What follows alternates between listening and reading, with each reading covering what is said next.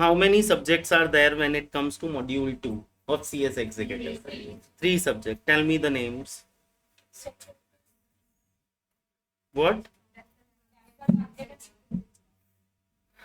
CMSL, right? Capital Market and Securities Law is one of the subject, and the another one, tax laws. Both direct and indirect taxes are there, and the third paper is ECIPL.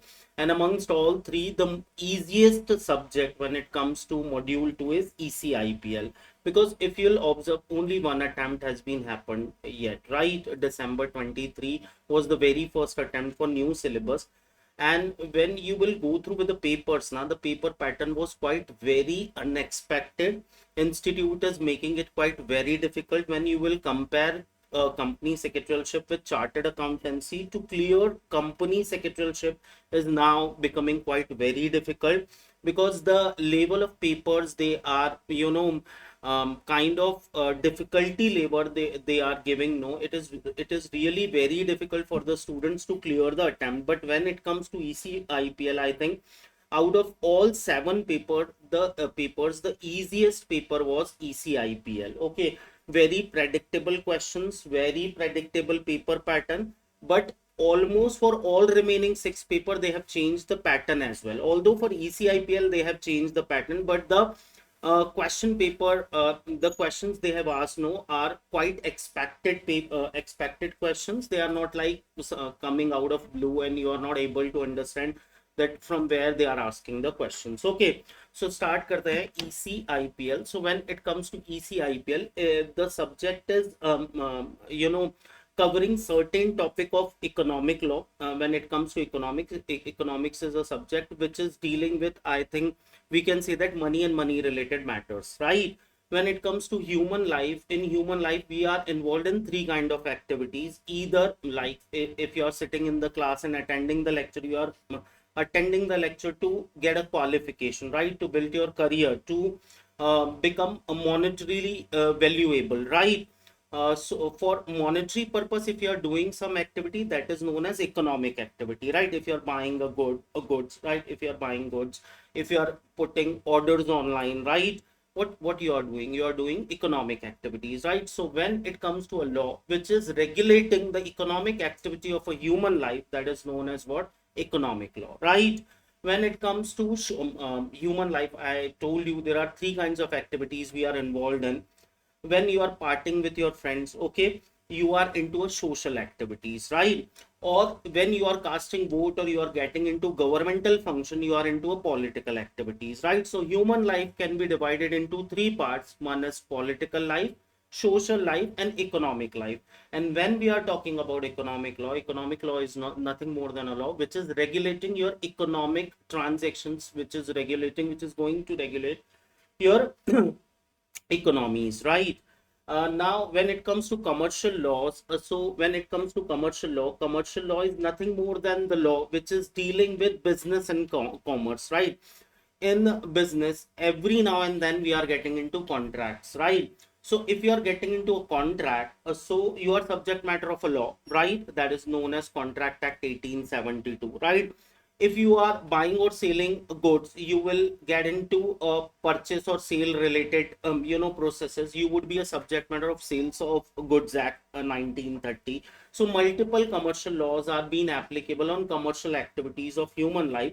So commercial laws will cover those kind of law in your syllabus. Okay, and when it comes to intellectual property right law, no, so can I say that a human can only grow when he would have an opportunity to use his creativity? Can I say that human can grow if he would be able to show his creativity? If he would be able, he will have an opportunity to show his creativity, to use his creativity for his own growth or for the growth of others, right? Can I say that, students? Right? Yes, yes, please. So whenever we are talking about creativity, many things are being treated as creation of human being, and creativity need to be protected, right? Right, students? If creativity would not be protected, do you think that the composer of music will compose a music? Definitely no, right? They'll always will have a kind of fear that anybody will their creativity, and anybody will copy their creativity. So all those laws which are protecting the human creations, okay, all those set of laws which are protecting human creations, say copywriting, say patent, say geographical indication. So whenever we are talking about a law or a legal framework which is trying to protect the human creativity, it is known as what, students? Intellectual property right laws. Okay, so entire subject is being divided into three parts. The first one is economic law, the second one is commercial law, and the third one is intellectual property right law. Got my point, students? Got my point? Now starting with the chapters and the weightages of the chapter when it comes to paper pattern. Okay, so see, if you'll check the index, the subject is being divided into two parts. Part 1 is economic and commercial law, carrying 60 marks of your weightage, right? The second one is intellectual property right law, carrying 40 marks of weightage, right? The entire subject is being divided into two parts. The part 1 is 60 marks, that is carrying economic and commercial laws. And when it comes to part B, which is carrying intellectual property right law, is carrying 40 marks, right? So total of 14 chapters you have to prepare when it comes to part A, right? How many number of chapters are there? 14 chapters are there, right? Uh, Total 6 chapters are there to cover 40 mark of your syllabus. Okay, so the entire paper is being divided into two parts. Part A 60 marks, part B 40 marks. When it comes to part A, total 14 chapters are there. When it comes to part B, 6 chapters are there. When it comes to the first chapter, that is Foreign Exchange Management Act, FEMA. When it comes to chapter number 1, we are going to start with chapter number 1, but I'll give you the brief introduction of each and every chapter. What would be the expected content of each and every chapter, and what kind of expectation institute is keeping in their mind when it comes to students' performance. Okay, so when it comes to FEMA, Foreign Exchange Management Act, this is an enactment which is dealing with all kinds of foreign activities, on all kinds of monetary activities, when we are getting into kind of personal kind of transactions or commercial transactions or trade related transactions with a territory other than Indian territory, a country other than India. We are getting into a foreign trade, right? If I am going outside India for an education purpose, I need foreign exchange, right? If I am willing to get into imports, I need foreign exchange, right? If I want to visit a foreign country, I need foreign exchange. And India is in a situation when it comes to balance of payment. Have you ever heard about balance of payment? Balance of payment is nothing more than whatever foreign exchange we are earning from outside and whatever foreign exchange we are spending outside. The difference between earning and expenditure is known as balance of payment, right? Suppose I am earning 1 billion US dollar in a year, okay, and spending around 2 billion US dollar in a year. My balance of payment would be minus 1 billion US dollar, right? So whenever it comes to balance of payment, India is facing a negative balance of payment. What I'm teaching you is FEMA. Okay, I'm giving you a brief introduction. When it comes to FEMA, FEMA stands for Foreign Exchange Management Act. FEMA stands for Foreign Exchange Management Act. See, what is the enactment? Foreign Exchange Management Act, right?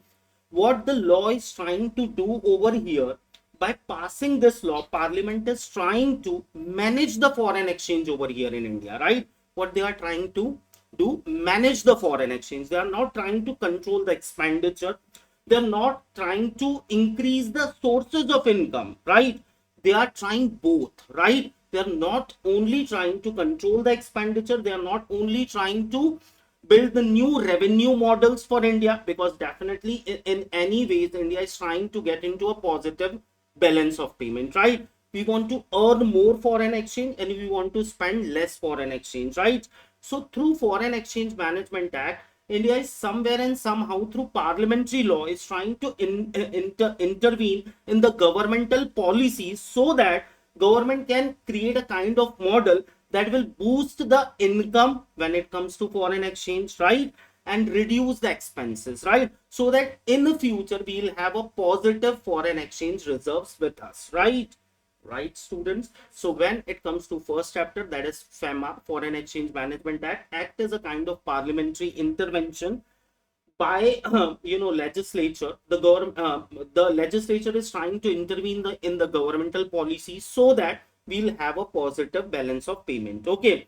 And when it comes to weightage of this chapter, we can expect a kind of 8 to 12 mark weightage.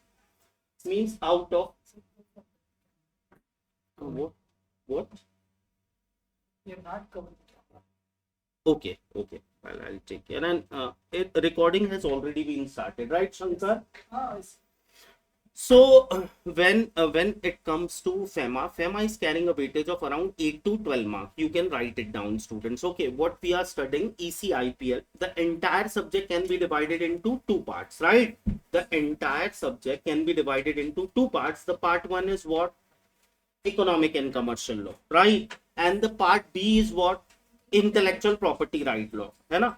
When it comes to intellectual property law, it is protecting human creations, right? It is ensuring what? A kind of statutory protection that whatever is being created by you would not be copied by any other person, right? So the first part is carrying 14 chapter, I think, right? 14 chapters are there in part 1 and 6 chapters are there in part B. Okay, 60 and 40 marks. The first chapter is FEMA. FEMA is what? Foreign Exchange Management Act 1999. Okay, and FEMA is trying to manage the foreign exchange over here in India. We are going to go through with regulations made by Reserve Bank of India, rules made by central government, and the enactment passed by the Parliament of India. We are going to compile all those three things, and we are going to get a kind of expertise over this topic, because this topic is carrying a weightage of around 8 to 12 marks. Okay, the next one is foreign direct investment and overseas direct investment. Have you ever heard about foreign direct investment? Have you ever heard about foreign direct investment? From 2014, since Modi government is in place, see, if I want to evaluate economic status or economic progress of a person, how I would evaluate the economic progress of an individual. Let me know. Tell me how you will evaluate an economic progress of an individual. How you will calculate whether an individual has been economically progressed or not over a period of time. What would be the parameter? What would be the yardstick? How you will calculate? By checking his income, right? By checking his income, by checking his belongingness, right? Belongings, right? You can check his belongings. Earlier, if he was using two-wheeler, now he get into four-wheeler, right? Now, earlier he was staying in an apartment, now he is having his own bungalow. You will say that, sir, over a period of time, that individual has grown up, right? Economically, right? So in the same way, can I say that a country will grow if its GDP will increase over a period of time? Can I say that, students, right? If you will say, Rahul sir, you are growing very nicely over a period of time, you have shown very much economic progress. Earlier you were coming by bike, now you started coming by a good car, now again you have bought a new car, sir. Economically, we can say that you are doing good, sir, in your profession, right? In the same way, if we'll measure the performance of an individual or family, when it comes to measuring economically, definitely how you will measure it by checking his balance sheet or by checking his income statement, right? In the same way, we are running behind USA, right? We are not a country who wants to be Bhutan, right? Who is running behind peace, right? We are a country, we are just trying to progressive in terms of economics, right? Right, students? So can I say that somewhere and somehow, if I want to evaluate a performance of an economy, the first parameter would be GDP. You will check the GDP of 2014 and you will check the GDP of 2024, and if you find it, sir, definitely substantially over a period of 10 years, the GDP of India has been grown substantially. It has been increased substantially. Definitely, sir, the government has performed very nicely and economy has grown up, and we are satisfied with the performance of economy, right? Right, students? Because if an individual will grow, definitely family will grow. If family will grow, definitely country, society will grow. If society will grow, ultimately the country will grow, right? Right, students? So in the same way, can I say that when it comes to measuring the performance or economic performance of an individual, the income or the balance sheet will be the benchmark, right? In the same way, if you want to measure a performance of economy, the first benchmark or the first measure should be GDP, right? And the second measure would be FDI, foreign direct investment. If the people of other countries are getting interested on making investment in India, can I say that in India has become a kind of a place of opportunity for them? Can I say that now if more and more foreign direct investments are coming over here in India, can I say that India is growing? Yes, right, students? So in order to measure the economic performance of an individual, what you will consider balance sheet and profit and loss account of an individual, right? In the same way, if you want to measure the performance of a country, what you will check the FDI and the GDP, right? So over a period of time since last 10 years, GDP has been substantially increased. Along with that, FDI has also been very much increased. So definitely can we say that India is growing? Yes. Got my point, students? How many topics I have covered? 2 topics. I am just giving you an introduction of topic. Hope I am able to connect with you, students. Okay. Which subject we have started? Economic, commercial, and intellectual property right law. Right, students, carrying 100 mark weightage, 60 and 40. Right, how many chapters you have to cover? 14 and 6. 14 chapters are covering economic and commercial laws, right? And six are intellectual property right law. The first chapter is FEMA 1999, right? The act is being passed by Parliament of India. It is dealing with foreign exchange management, right? It is not dealing with managing the expenditure or managing the income. It is managing the entire income and expenditure statement, right? Through FEMA, the parliament is trying to what? They are attempting to intervene in governmental policies, right? Can government work without following the provision of FEMA? When it comes to foreign exchange, answer would be not possible at all, because parliament is definitely over and above the government of India, right? The second chapter is FDI. FDI is carrying on an average weightage of 4 marks. Okay, 4 to 5 marks weightage when it comes to FDI. FDI, what do you mean by FDI, students? What is FDI? What is foreign direct investment? Tell me, what is foreign direct investment?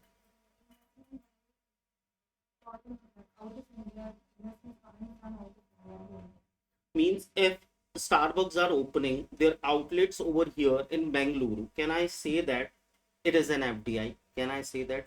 Right, students? Right? Dominoes are expanding over here in India. They are opening their own outlets, right? Is it FDI? Yes or no? Is it FDI or not? Yes or no? Right? McDonald's are opening their own branches over here in India. That is FDI, right? Right? Apple is opening their chip manufacturing, unit over there in Uttarakhand. Is this an FDI? Yes, right? Energy, students, energy. Okay, FDI. It is an FDI. If certain foreign investors are coming over here in India and they are making equity investment in certain companies, okay, what they are doing, they are not opening their outlet, they are not acquiring immovable property over here in India. What they are doing, they are making investment just to make a kind of income from investments, income from investments. So will it be treated as foreign direct investment? Yes or no? Tell me. Yes or no? No, it's not foreign direct investment. It is known as foreign portfolio investment. What it is known as? Foreign. See, whenever we are talking about foreign direct investment, now the purpose of investment is a kind of very long run investment they are making, and they are willing to establish a very long term business relationship with our country, and they are willing to acquire control over here in India. What they are willing to acquire? economic control over here in India. But when it comes to foreign portfolio investment, what they are doing, they are making investment in stock market. When the prices of stock in which they have invested were increased, they'll sell it down and they'll go from here. So what they are doing, they are using the opportunity to make money over here in India, and that is known as what, students? Foreign portfolio investment. That is known as what? Foreign portfolio investment. What is the basic difference between foreign direct investment and foreign portfolio investment? Tell me. What is the basic difference?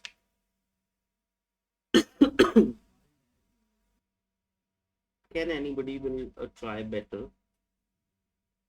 What is the basic difference between foreign direct investment and foreign portfolio investment? Money from our economy.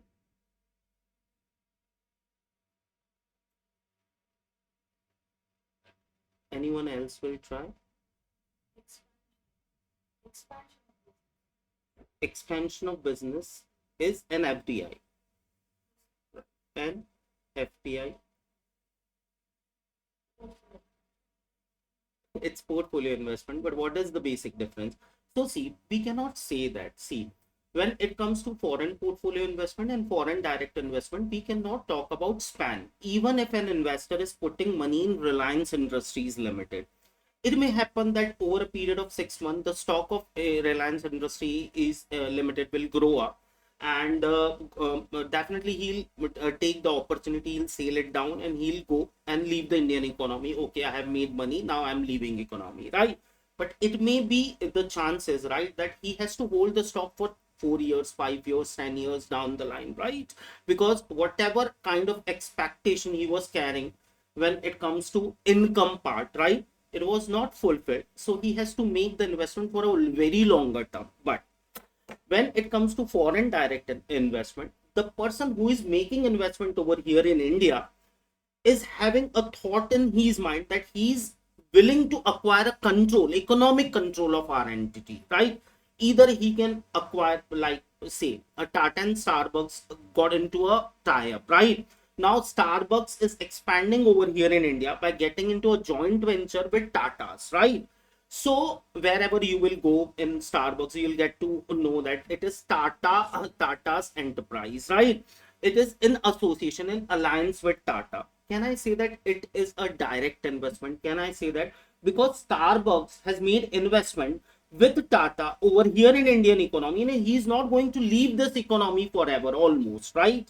Can I say that the purpose is to acquire the economic control of this country, right? Economic entity, they are willing to what? They are willing to acquire economic control of a business entity, right? So the purpose is what?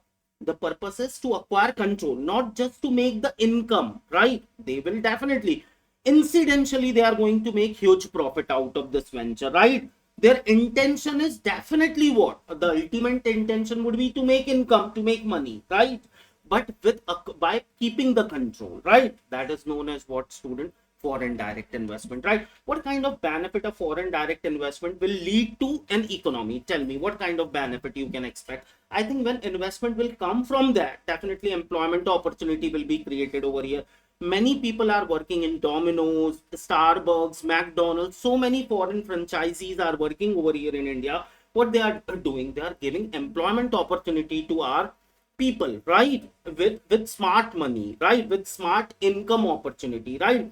The way they care for their customer, I don't think an Indian company will be, we can expect an Indian company to care the way Domino's are caring their customers, the way Starbucks are, carrying their customers. So can I say that they will create a kind of a customer centric approach over here in India? Now the companies which are pure Indian companies are now, rectifying their customer oriented policies by copying them, right? Right, students, they are making investment over here in India, they are making money from India, so definitely they are going to pay taxes to Indian government, so our tax revenue will be increased, right? Right, students.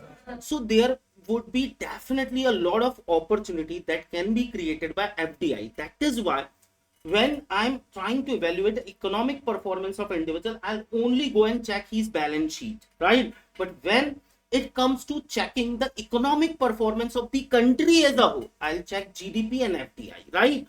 GDP cannot be the single benchmark to evaluate the performance of an economy, right? Right? If I want to, evaluate the economic performance of a country, right? What I have to check is FDI as well, right? Are you capable enough to attract foreign investors over here in India? Are your governmental policies are so much business friendly that they are like, no, no, we have to go to India and set up our business entity? Do you have a kind of skilled labor over here in India? If yes, then definitely they'll come. Do you have a capability to manufacture or produce raw material at a cheapest possible cost like China is doing, right? That is why the foreign entities are earlier, before COVID, were settling their manufacturing units over here in India, right?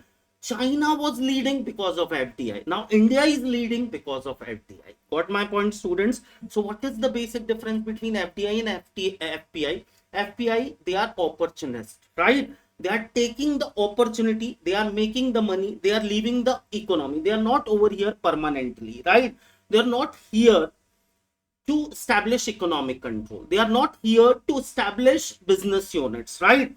They are not over here to create employment opportunity. They are quite very self-centered, right? What they are doing, if they find Indian stock market is going up, let's make investment over here. Okay, once their investment will grow up, what they'll do, they'll not be hesitant to leave the economy, right, and shift their investment, right? So that is known as what, students? Foreign portfolio investment. And when it comes to foreign direct investment, their approach is what? Very long term, right? Even we can say that kind of perpetual investment, right? And what is their intention? To build an long lasting economic relationship with the country where they are settling up their own business units, right? Right, students? And that can be done, I think. They can do it by themselves, but do you think that they are well versed with Indian culture? They know what kind of expectation an Indian consumer is carrying with that kind of brand, right? What kind of taste we are having? No. That is why what they are doing, they are getting into a contract or an agreement with an Indian party having a good brand image over here in India. They settles up joint venture or wholly owned subsidiary or a kind of subsidiary or a strategic relationship with the Indian party, and they are settling what? Foreign direct investment over here in India. And government is running behind what do you think? That government is regulating foreign direct investment, or they are facilitating? They are facilitating, right? Right, students? Why the startup culture is growing so much in India? Because of foreign direct investment, right? Have you ever watched an episode of Shark Tank? Have you seen what kind of, now the Indian youth is not willing to be employed, they just wanted to be an entrepreneur, right? Right, students? So the why and how it happens? It happens because of the friendly governmental policies, right? Can I say that your growth somewhere and somehow is dependent upon the environment of your family? Can I say that, students? Right? If your parents will push, right, definitely you'll grow, right?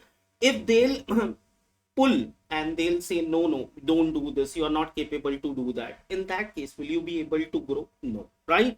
So can I say that being an Indian citizen, we are also the child of this country, right? And the government is the parent, right, or guardian. What they are doing now, they are facilitating. What they are doing, they have changed their approach. No, from 2040 till 2024, I have seen now the government is acting friendly. They just wanted to be friend with us. They do not want to regulate us. Do you think that people are putting allegations, right, that India is going through fascism, India dictatorship is going on, right? But this is not dictatorship. Why the business is growing? It is growing because of the friendly approach of governmental policies. What government is doing? Government is incentivizing the businesses, right? They're supporting the businesses. They are ease of doing business. You must have gone through, if you have gone through with CSEET, there is a concept, ease of doing business. Have you ever gone through with the concept? Ease of doing business means to do business in this country should not be a burdensome thought, right? Oh my God, I have to get into business. I have to take so many licenses. I have to take so many permits. I have to report that. I have to report this. That if that would be an approach of government, do you think that the people will get into business? No. Now to do business over here in India is become what? easy task. Got my point, students? Got my point? So FDI carrying weightage of around 4 to 5. Done. The second chapter. Okay. The third chapter is ODI. Now you guys will help me out with ODI. What is ODI? The first one is FEMA carrying a weightage of, I told you, 8 to 12 mark, right? When it comes to foreign direct investment, it is carrying around 4 to 5 mark weightage. Now, what is overseas direct investment? What is overseas direct investment? See, we can adopt two kind of approaches. I'll speak, I'll explain, and I'll close the lecture. Or we can make it quite participative, quite interactive. And that will be, I think, better for you students, right? Right, students? So tell me, what is ODI? Any guesses? Overseas direct investment, right? It is written over here, right? Overseas direct. What is overseas direct? Foreign direct investment. Overseas direct investment. Any guesses? What is overseas direct investment? Yes, we are making investment over there. We are making a long run investment, a perpetual investment. We are buying them, right? We are acquiring their economic control. They are coming over here in India and they are asking, we need investment. Do you have money? Please invest on us, right? Right, students? When it comes to foreign direct investment, it is a growth indicator because it is going to create a kind of investment, economic returns, employment opportunity, right? So many opportunity will be created by FDI. And when it comes to ODI, definitely it would be good for them as well, but it would be a matter of pride for us, right? Right, students, that we are having so much money that we are making investment overseas, right? We are opening our joint ventures over there. We are opening our bank branches over there, right? We are opening our companies over there. We are having our own outlets working over there, right? That is known as what, students? Overseas direct investment. And do you think that who is going to regulate this ODI and FDI? Reserve Bank of India. Because when it comes to currencies, who is regulating currencies over here in India? Reserve Bank of India. Whatever currency I'm carrying in my pocket, it is being a subject matter of regulation by RBI, right? So whether I am carrying an Indian currency or I am carrying a foreign currency, right? It doesn't matter. It is a currency, right? So being a currency, it is subject matter of regulation by Reserve Bank of India. But Reserve Bank of India is not the primary authority. Okay, primary authority is Parliament of India. So Parliament of India is empowering Reserve Bank of India, go and regulate FEMA, go and regulate FDI, go and regulate ODI.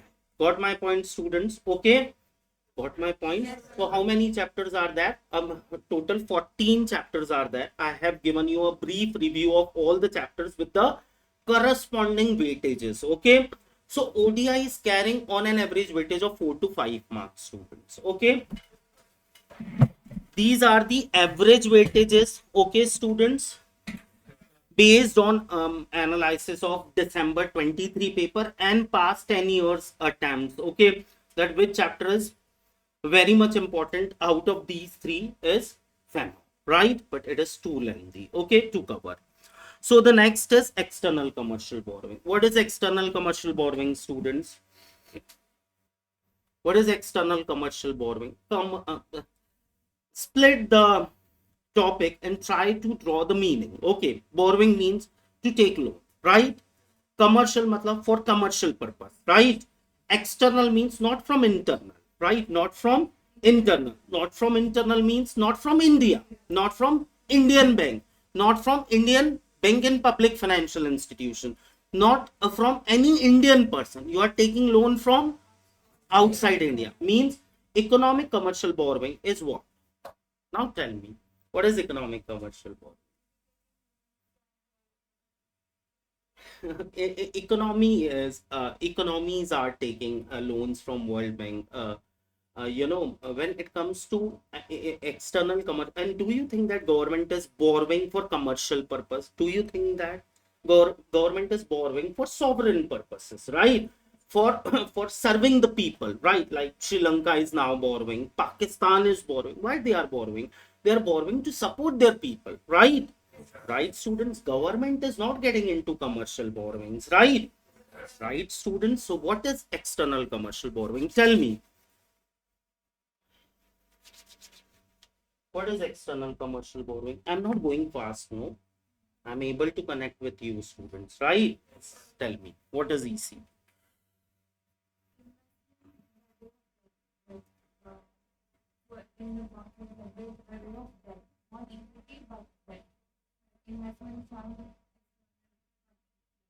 Means if a foreign person is making investment in an Indian business entity, but they are not putting money on equity, they are putting money in the form of debt and they are expecting interest out of it, right? You want to say that, right? Like in Shark Tank, when they are offering that we are not able to put entire money on equity, we are willing to put a part on equity and part on debt, right? So we are not going to lose your control, right? If you will take the debt, what would be the benefit? You are not going to lose your control, right? If I'm selling equity, what would be the consequence? I lose my control, right? Selling equity would lead to what? Losing the control. What I'm giving you? I'm giving you equity, right? I'm giving you equity means what I'm giving you? I'm giving you my control, right? You are going to be like me afterwards, right? Once you will make equity investment in my business unit, I am the founder, I am the promoter, this is my baby, I have created it, right? I have nurtured it, right? I have gone through with all the struggle, but because you are having money, I am selling my control to you because of that money only, right? Now you will have a legal status equivalent to me, right? And that is FDI, right? That is FDI. Foreign direct investment is nothing more than an equity investment, right, students? Foreign direct investment is nothing more than an equity investment where the investing entity is going to acquire the control, the voting right, right? Right, students? But when it comes to external commercial borrowing, who is gonna regulate external commercial borrowing? Who will regulate it? Reserve Bank of India, no students, right? It is external commercial borrowing. What would be involved over here? External currency, right? Foreign exchange. So definitely it is gonna regulated by whom? RBI, right? External commercial borrowing is nothing more than a kind of mid-term or long-term investment that has been made by a foreign entity over here in India, right? But that investment is not in exchange of control. That is in exchange of interest, right? Right, students? The entity which is accepting the investment will not lose the control, right? What they are they have to create a kind of burden upon them. They'll create a burden of interest on their profits, right? Whether now if they would be in profit or they would be in loss, what they have to do, they have to serve the ECB, right? Right, students? Am I able to connect with you, students? Right? How many chapters brief I have given? I think 4 chapters, right? The first chapter is just revise the name of chapters. How many chapters we have done? 4. We have done with the briefing of the chapter, right? Tell me the names. FEMA. FEMA stands for what? Please be little loud. Foreign Exchange Management Act 1999, carrying a weightage of 8 to 12 marks out of 60 marks. Next, foreign direct investment. Just give me a 2 difference point distinguish between FDI and ODI. Tell me the 2 differences that you would be able enough to write after so much of explanation of the topic, right? I have explained basics, right? Tell me 2 differences between FDI and ODI. Should I ask questions or not? Should I ask? Over a period of time from last, I can say that 10 to 12 attempts, what I have realized, I was having so many students connected who are very good in studies, but when it comes to attempting the paper, no, to clear the exam, art of writing the answer is very, very important. Okay, how much you know at a point of time, it doesn't matter. How you present yourself in the paper, that matters, that creates impact. Okay, so in every lecture, what I'll do, if the lecture will be of 5 hours, I'll give you 5 questions to write in the class itself, so that you will have writing practice as well. Okay, you would know in my notes even what I have done. I have made the answers, and after that, after each 5 and 7 answers, I am writing one answer by myself. That what kind of answer the institute is expecting. It should not be cut copy paste of study material, right? It should be the way student is expected to write, right? In the very easy language, institute is not expecting you to copy the legislative language. Okay, that is a myth. If you're trying to by heart the language now, you're stupid. There is no chance that you would be capable enough to write the language that has been provided in the study material. Do you think that will you be able to by heart 500, 600, 700 pages? No, right? What you have to understand is the concepts, right? And if you go through with the notes regularly 1 or 2 or 3 times, definitely your answers will somewhere and somehow reflect the terminologies, right? Yeah, tell me two differences between FDI and ODI. Who will attempt?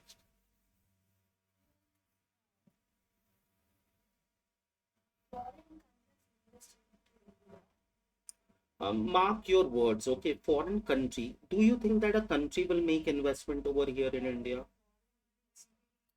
Foreigners, right? Foreign person, right? Right, students? Foreign person is making investment in India, in Indian companies, in Indian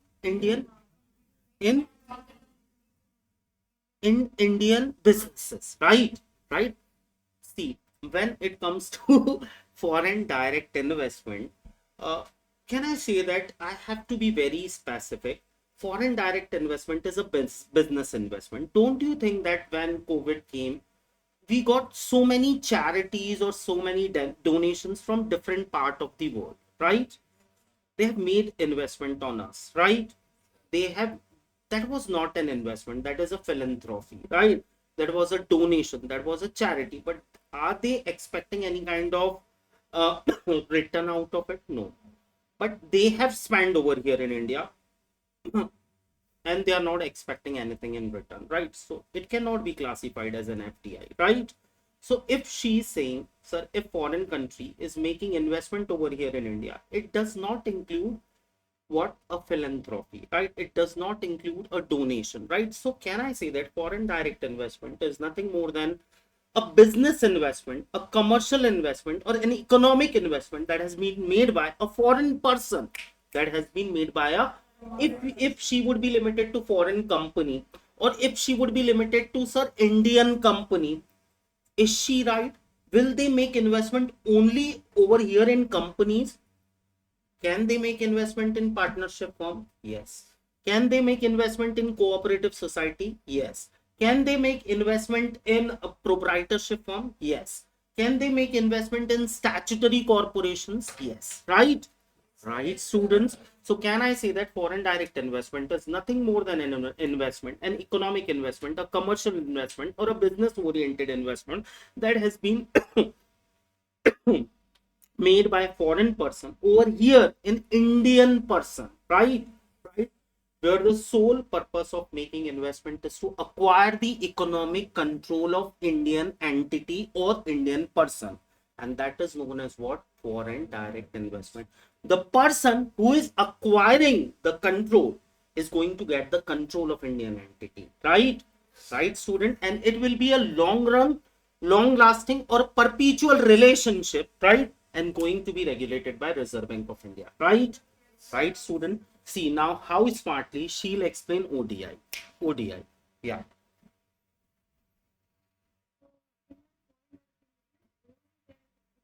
When our country, our business invest in any other business outside India. Our business is making investment. Do you think that only businesses are making investment? When Indian person is making investment in overseas entity in order to acquire control, right? Economic control of the entity. And the Indian entity is going to acquire the economic control by way of getting the equity in that foreign entity, right? I'm sorry, huh? So, and both are going to be regulated by Reserve Bank of India. So, if a client is approaching me that Rahul, someone is willing to make investment over here in India in my business entity, I would suggest, see, stop over here. Let me check what kind of formalities we have to satisfy from the point of view of Reserve Bank of India. Otherwise, the investment taking would become illegitimate, right? It would become non-compliant, right? And you have to suffer the penalties, right? Because there would be certain protocol that have to be followed, right? Do you think that there should be certain protocol that have to be followed if someone is offering you investment? Do you think that yes? Because that is creating a kind of red signal why they are approaching you, why they are willing to make investment. Otherwise India will become Pakistan, right? Where their basic interest is what? Economic interest. They are focusing only on economic interest.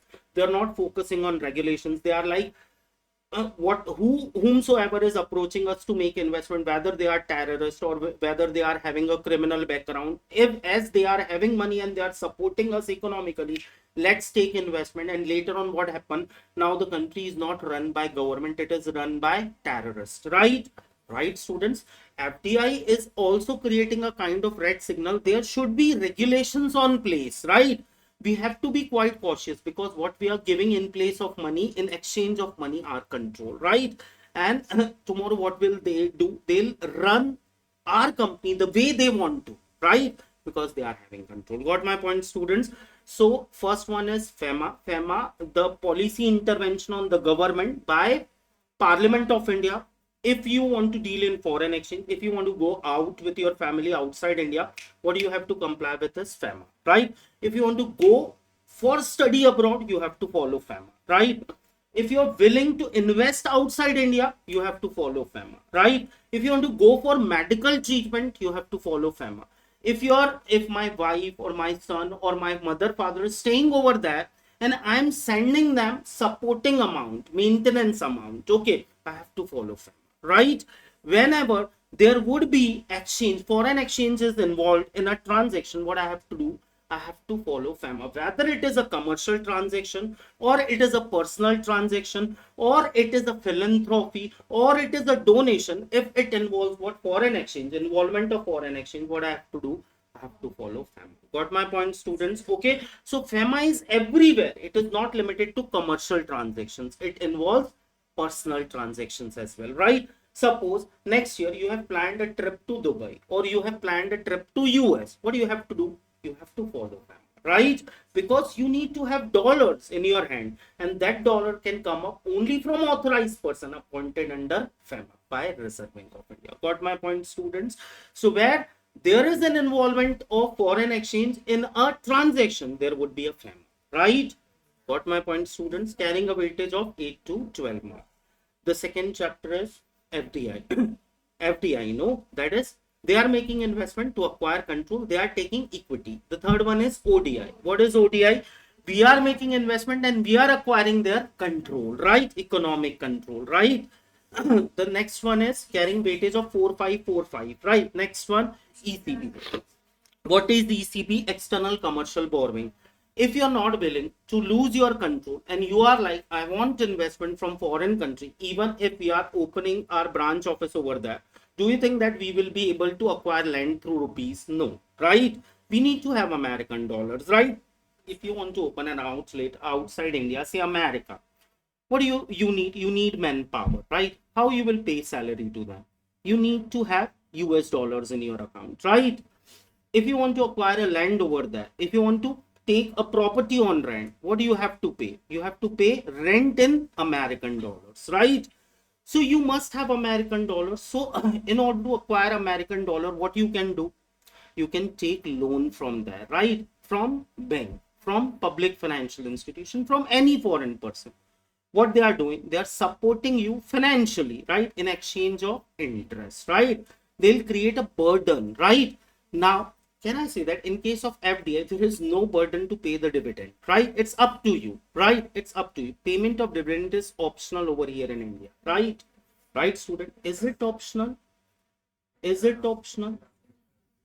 Is it sure? Where it has been written? It's written in section 123 of Companies Act 2013. It clearly states that to distribute profit is up to the company, right? It's up to the company, right? If the company is having an opportunity to grow by making plowback of profit, right? Why they'll distribute dividend, right? Like Vedanta, the most paying dividend paying company over here in India, around 20% they are having dividend yield. Okay, they are distributing because they do not have further investment opportunities. They are like, we are not going to use this profit for further investment. We are having enough money. Why to keep this money and not providing it to the people who have invested, okay, in Vedanta?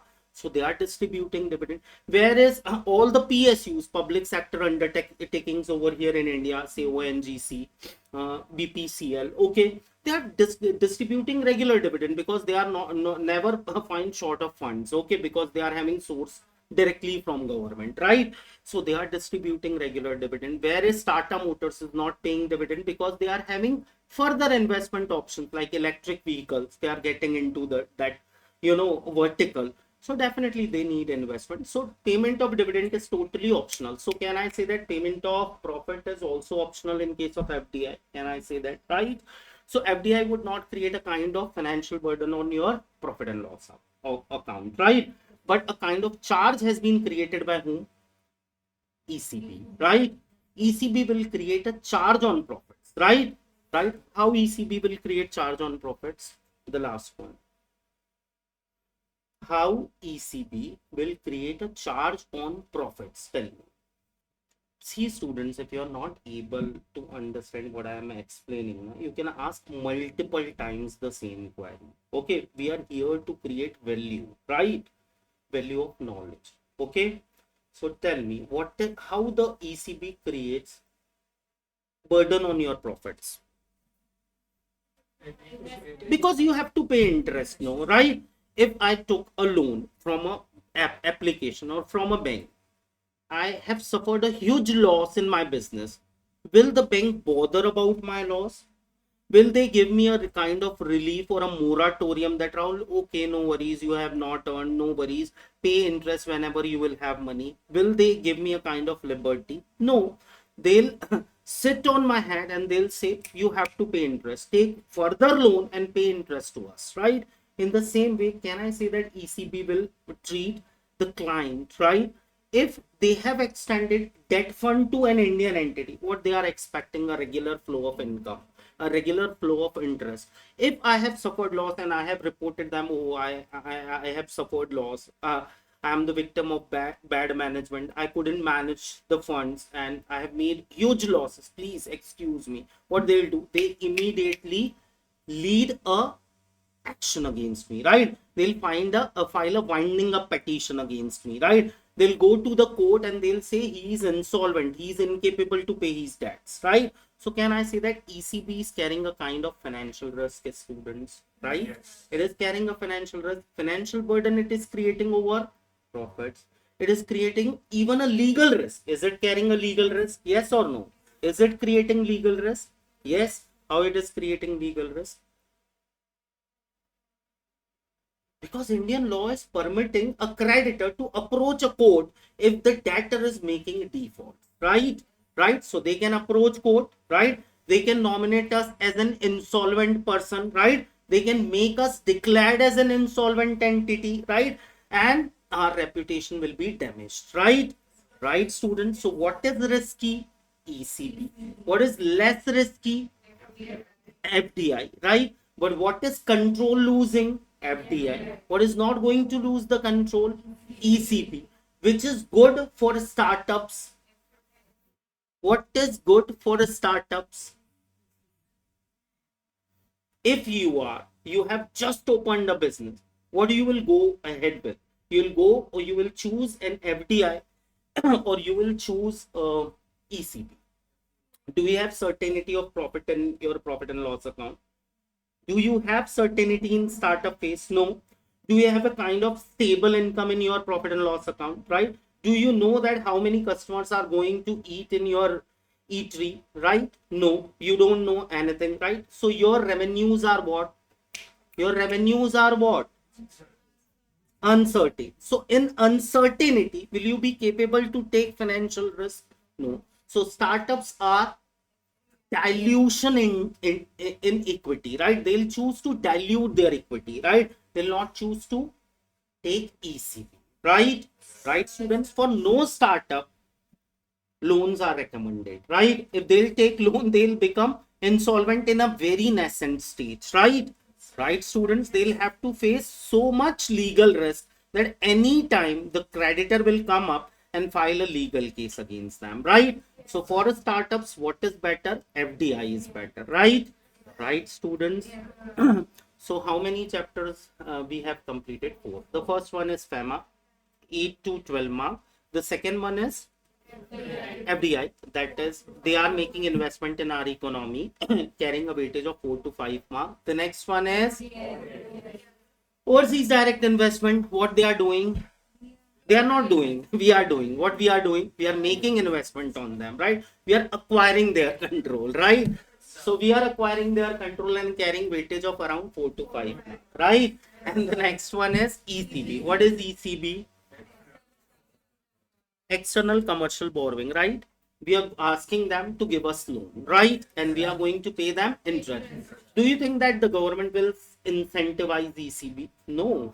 Government will say don't take ECB because we have to pay them interest in dollars, right?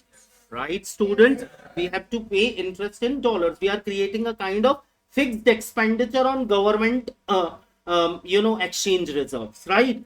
Right, students? So 4 chapters. Again, ECB is carrying a weightage of around 4 to 5 mark. Write down the weightages. Okay.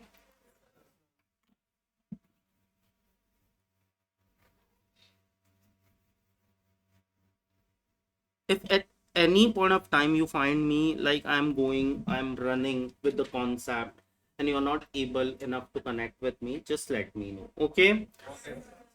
So now there should be smile in everyone's face, right? You're learning, right?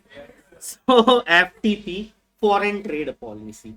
So the 5th chapter is foreign trade policy. Foreign trade policy is a kind of chapter, students. Okay, foreign trade policy is a kind of chapter which is a which is not carrying a compulsory weightage. Okay, it is carrying a 4 mark non-compulsory weightage, means the institute may choose to ask question from this topic or they'll exclude it.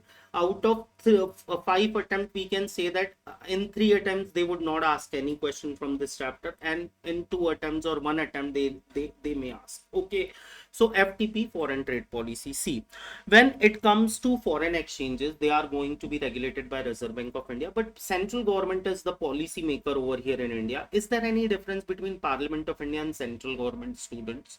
Is there any difference? What is the difference? Parliament is a lawmaking authority. They are making laws, okay, and those laws that has been prepared by Parliament of India is implemented by central government. Okay, so the implementing agency is government, and the rule making agency is Parliament. Okay, if there is a need and necessity of having law, the law would be made by Parliament. Okay, but the law that has been made by Parliament is going to be implemented by central government. Got my point, students? Okay. In India, there are 4 authorities. How many authorities are there, students? 4 authorities are there. How many authorities are there? 4.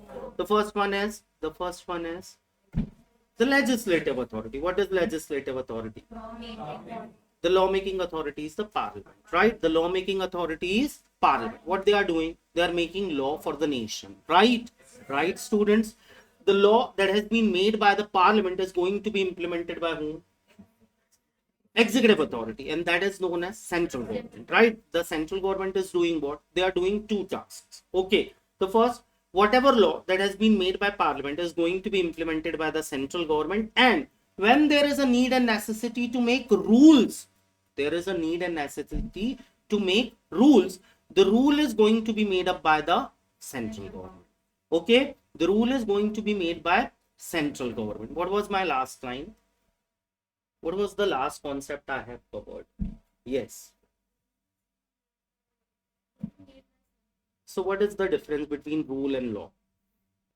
So see, When it comes to rule, no students, the primary lawmaking authority lies with Parliament. FEMA is made by whom? Parliament of India. Parliament of India. Okay, so whenever we are talking about primary laws, the primary laws are being set up by the legislative authority. But whenever you will go through with the laws now, you will get to know one specific word that has been used in law: prescribed. Have you ever heard about the term prescribed? Prescribed means to write the prescription. Okay, see, if you'll go through with company law, no, company law section 7 states that any person can incorporate company over here in India, okay, by following the procedure as may be prescribed. Okay, what it is stating that section 3 of Companies Act 2013 states that anybody who is willing to form a company over here in India, they can form company over here in India, but they have to follow the procedure prescribed by central government. Okay, means can I say that whatever law that has been made by Parliament is an incomplete law? Can I say that, students? Can I say that?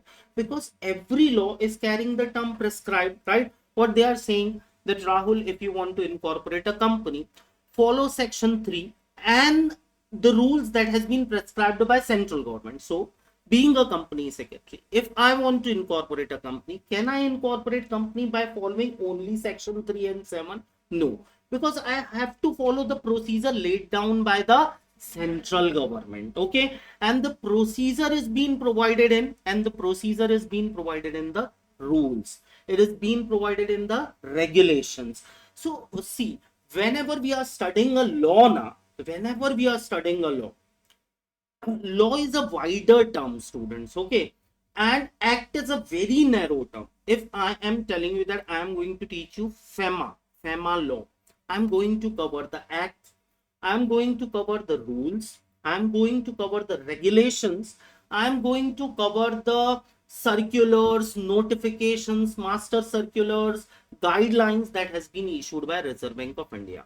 Okay, so whenever I'm talking about law, and when it comes to company secretary, you know, the students have to follow the law, they cannot follow the act. See, company law is there in CA syllabus, company law is there in CS syllabus. Okay, FEMA is there in CA syllabus and FEMA is there in CS syllabus. But when it comes to FEMA for CS syllabus, it is FEMA law, it is not FEMA act. Got my point? So along with studying the act, what do you have to do? You have to study the rules, regulations, circulars, master circulars, guidelines, judicial pronouncement, every incidental or ancillary part of FEMA. Got my point, students? Okay, so whenever we are talking about rules and regulations, no, students, they are delegated laws. What they are? They are delegated laws. They are not the original law. What is original law? FEMA Act is a original law, right? But the rules made there under, the regulation made there under is a delegated law. Got my point, students? Got my point? Okay, is there any difference between company law and Companies Act? Yes, right? What is the difference between company law and Companies Act? You.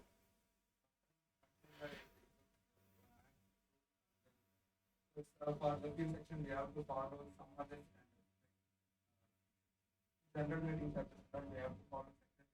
Very nice, very nice. But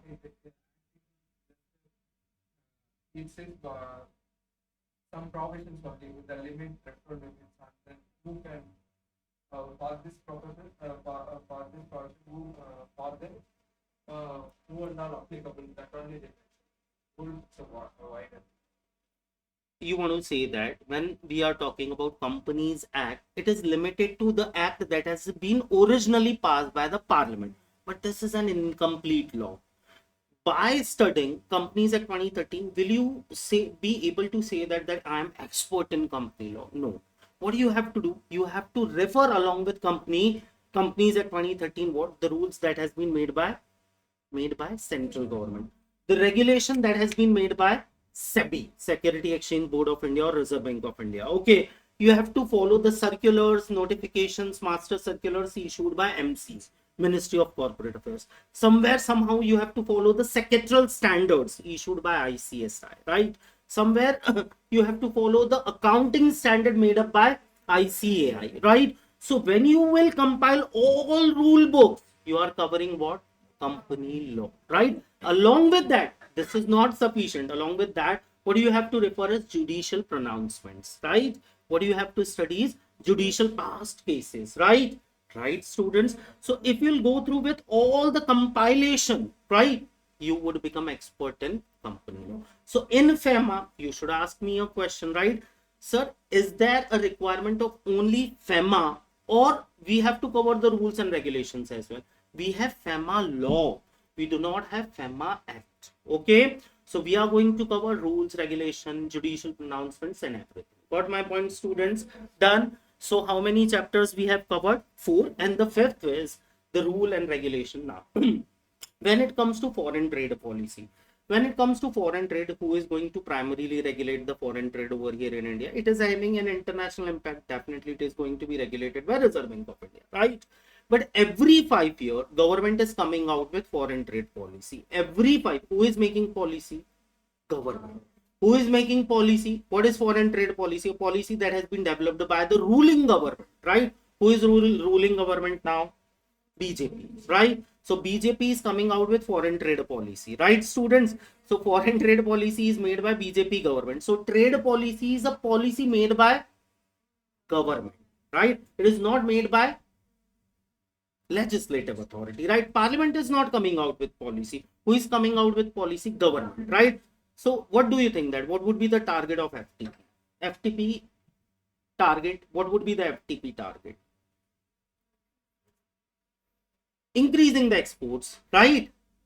Increasing the export. What we are facing? We are facing trade deficit, right? What is the position of our country? Our country ka position is like we are having less exports, more imports, right? We are facing trade deficit. So every 5 years, the ruling government is coming out with FTP will focus on more and more exports and less imports, right? They'll focus on new product to be exports, new services to be exported from this country, and new area to be covered, right? Where we have never before exported our goods and services, right? So they'll focus on diversification, right? So foreign trade policy is nothing more than a policy every 5 years, right? Every 5 years, who is coming out with trade policies? Government of India, right? Government of India is coming out with trade policy, right? Right, students? So do you think that this year the policy is going to be changed? This year the policy is going to be changed, yes or no? Why it will not change? There would be a transitional arrangement must be made there, no? Right? Transitional arrangement should be there na, in the policy. We are a democracy, right? Being a democracy, there is always a risk involved that there would be a change in ruling government after expiry of 5 years, right? So the ruling government coming out with a policy would come out with a transition arrangement. What it is? Transition. What is transition arrangement? If the government, because of any reason, will change, this policy is going to be continued for a period of time with the new set of government as well, right? So that there would be a kind of respect for the previous government, right? The people cannot change according to the change of government, right? There should be a transition period provided to each and every person when there would be a change in rules and regulations, right?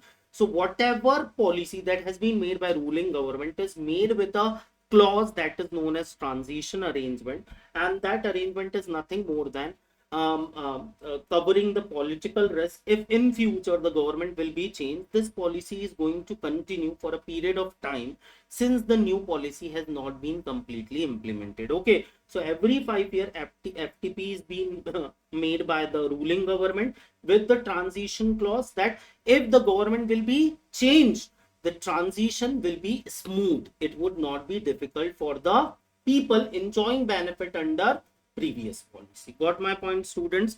Done. Carrying a weightage of how many marks? 4 marks. Non-compulsory weightage. Done. How many chapters we have covered, student? 5. I lost the document here. It's done. So 5 chapters I have covered, out of which first chapter is the most important chapter. Second, third, fourth chapter is average chapter. Fifth is like we'll go ahead according to the expectation of institute. We have to somehow we have to adjust with the syllabus. Okay, we cannot go through with each and every topic in depth, right? Because so much to cover. Okay, next one is SEZ. Have you ever heard about SEZ, students? What is SEZ? Okay, what is special economic zone? It's written there, right? SEZ. What is special economic zone? What is the special economic zone, students? Any idea? Do you want me to ask questions from you or not? Are you comfortable? Comfortable, no? If I'm asking so many questions, you should not be like that he's like, coming out with so many questions, and we are here to get the solution. We are not here to give the solution, right? So tell me, what is SEZ? What is SEZ?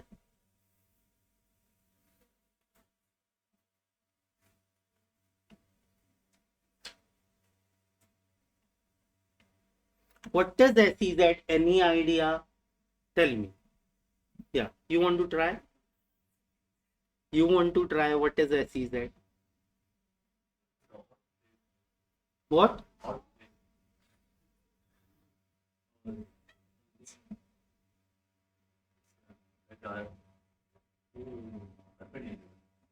Urban area. What he said earlier, it's a special economic zone. It is not temperature zone or something. Odd. ODD. Odd means I have mistaken. Sorry. What is odd? Odd over here means odd one out. Means it's not even place. You want to say that. What is a special economic zone? Any idea, please?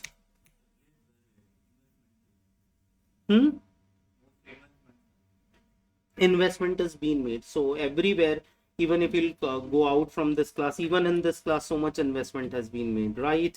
So promote exports. you have an idea, right?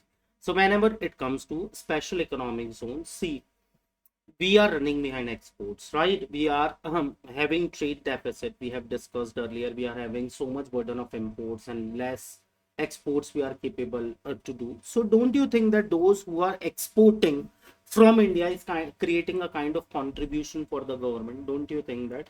Don't you think that government should incentivize exports? How they can incentivize? Tell me. How the government can incentivize export? They can give subsidies, right? They can give grants, right?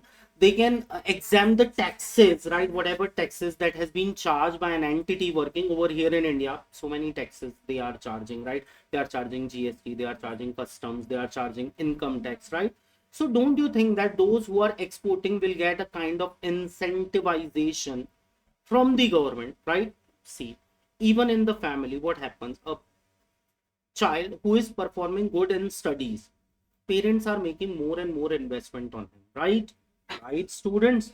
So government will do what? Government will support them who will export from this nation, right? So in order to support them, what the government is doing, government is making their colonies, okay? They're making their locality, making their area notified, okay?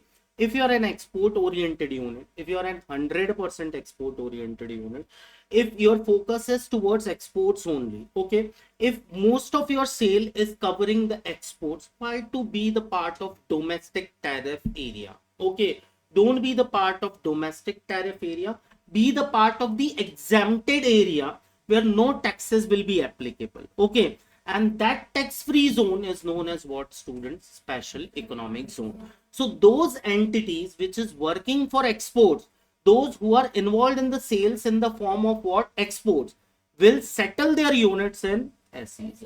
Okay, and in SEZ, the entire nation is now, because of this SEZ law, is being divided into two parts: duty tariff area and duty free area. Okay, those shops which is in the vicinity of this classes comes under duty tariff area, right? Those which are going to be located in SEZ or EOU areas or free trade zone area will come under duty free area. Okay, no taxes will be charged upon them, specifically when it comes to indirect taxes. Okay, students, but the power to notify SEZ cannot be there with the central government. Every state is having their own geographical conditions. They are having their own geographical specialities, right? They are having their own structure, right? So do you think that this area can be notified by central government? No. So SEZ law has been made by Parliament of India, but when it comes to notifying an area of a state as a special economic zone, the power lies with state government. So that is why if you will go through with SEZ law, no students, you would not be capable enough to deal with SEZ matter, because the rules related with SEZ is going to be changed or varies from state to state, right? Right, students? So institute is not giving so much weightage to SEZ. It is carrying around 3 to 4 mark ka non-compulsory weightage. Okay, but in last attempt institute asked a question from this SEZ topic. Okay, so SEZ is a special economic zone. It is a duty free area. Why it is a duty free area? Because you are exporting, you are going to be incentivized by government. How the government is going to incentivize you? They are not going to charge taxes, right? Whatever taxes that has been applicable on duty tariff area will not be charged upon SEZ. Okay, SEZ units. Got my point, students? Carrying a weightage of 3 to 4.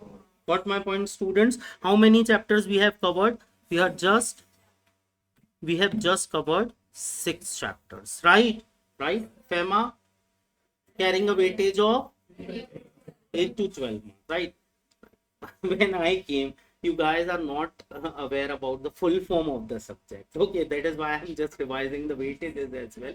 Okay, so the first chapter is FEMA carrying a weightage of 8 to 12 mark, right? The most important chapter of your syllabus, right? The second chapter is FDI is foreign. You had your lunch, no? So FDI is carrying weightage of. Then ODI. I'll teach the way you guys are applying. ODI. ODI is carrying a weightage of 4 to 5. Right. Next one is they are giving us loan. Right. Right. And we are paying them interest. Right. And the rules are going to be regulated by ArP&x. Right. Carrying a weightage of. The next one. Next one, foreign trade policies made by Parliament of India, right? Oh, foreign trade policies made by Parliament of India, right? Policy document is made by Parliament of India, right? Is made by ruling government, right? With a transition clause. What is transition clause? Even if we'll change, the policy remains the same, right? FTP carrying a weightage of 8 months, right? 4 non-compulsory, right? So we are going to exclude this in the primary, coverage of topics. We will focus on those topics which are important from the point of view of exam, and in the last we will cover FTP and all. Okay, next one is special economic zone, the zone which is odd zone, right? It's odd, right? It's not even. Even is what? Duty tariff area, right? It's an odd zone, right? Right.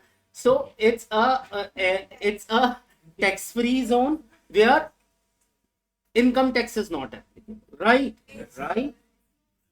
Indirect taxes, right? Income tax is a subject matter of central government and they'll recover it. If you are making money, you are minting money, you have to pay income taxes, right? It's a direct taxes. What kind of exemptions they are giving, students? They are giving indirect tax exemptions, okay, to SEZs. Okay, SEZs are also known as or free trade zones, right? Right, students? But the rule making power lies with central government, right? State government. So the law is going to vary from state to state. So do you have a kind of standardized approach when it comes to SEZ? No. You have to, if you are by any chance you'll get a job in a company which is into SEZ, you have to go through with the state ruling as well, right? The next one is the next one is FICRA, that is a Foreign Contribution and Regulation Act, FCRA. Okay, Foreign Contribution and Regulation Act carrying a compulsory weightage of 4 to 5. Compulsory weightage, one of the most important chapter after FEMA. Foreign Contribution and Regulation Act. Foreign Contribution and Regulation Act. Hope everybody is enjoying the lecture. You happy on? Tell me, what is Foreign Contribution and Regulation Act? Foreign means foreign, right? Not Indian, right? Contribution means they are contributing. They are contributing. है ना? Foreign contribution regulation. They are going to regulate the foreign contribution, right? Right, students? So what is foreign contribution regulation act? What is contribution? What is the basic difference between contribution and management, exchange management? Any idea, any guesses?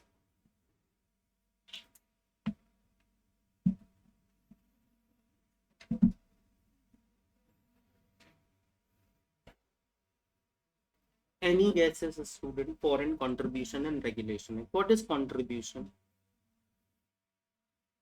Have you ever heard the term contribution?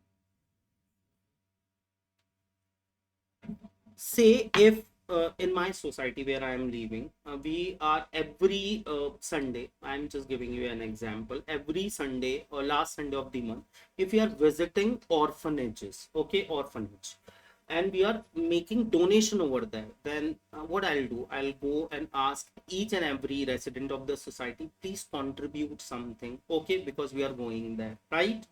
Right, students? In even in in festivals like Ganpati, in Durga Ji, hai na, what we are doing, we are taking contribution from families, right? What they are doing, they are giving some kind of donation or unilateral payments, right? Kind of unilateral payments where they are not expecting any direct benefit out of it, right? What they are expecting, they will get what kind of peace of mind, right? That they have donated, they have contributed, right? What is this? What happened? You are getting my points, no? So can I say that if that contribution is coming out from foreign country, not from Indian country, that will be classified as a foreign contribution? Can I say that? In FEMA, a bilateral payment is coming, right? We are receiving something and we are giving back something to them, right? It is a trade transaction, give and take relationship, right? But in FICRA, that is Foreign Contribution and Regulation Act, I am pronouncing it as FCRA, FICRA. Okay. So in FCRA, Foreign Contribution and Regulation Act, we are going to regulate unilateral payments, right?